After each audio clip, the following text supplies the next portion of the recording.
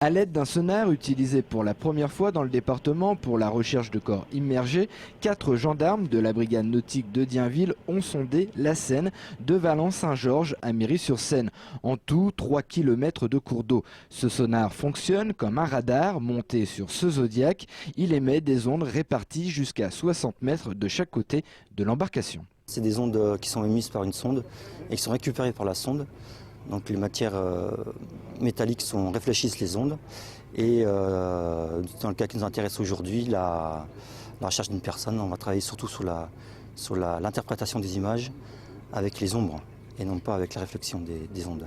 L'opération a débuté à 10h30 ce matin, elle s'est terminée à 14h30. Les gendarmes n'ont rien trouvé, le corps de Marie-Louise Rance n'a pas été détecté. Pour autant, une autre prospection pourrait avoir lieu lors d'une prochaine décrue. Il arrive souvent que dans lors des expéditions, le corps, que ce soit en montagne ou dans un milieu aquatique comme celui-ci, le corps soit retrouvé 2 semaines, 1 mois, 3 semaines après, etc.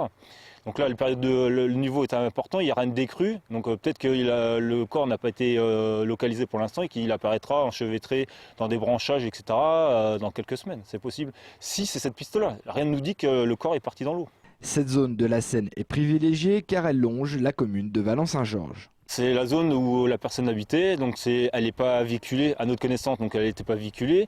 Il n'y a aucun indice qui nous laisse croire qu'elle a été récupérée par quelqu'un, donc elle est partie à pied sans moyen particulier. Donc en fait, c'est pour ça que les recherches, c'est comme ça qu'on opère habituellement. On part du point de la disparition et par cercle concentrique, on va étendre nos recherches.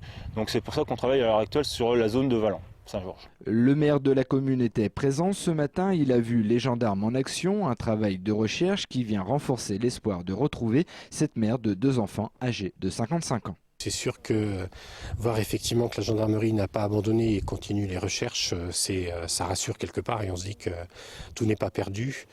Même si malheureusement le fait de faire des recherches sur la Seine sous-entend une issue fatale, bien sûr. Selon les gendarmes, aucune piste n'est privilégiée, disparition inexpliquée, suicide ou encore crime. L'enquête se poursuit. 5 personnels de la gendarmerie y travaillent quasiment tous les jours.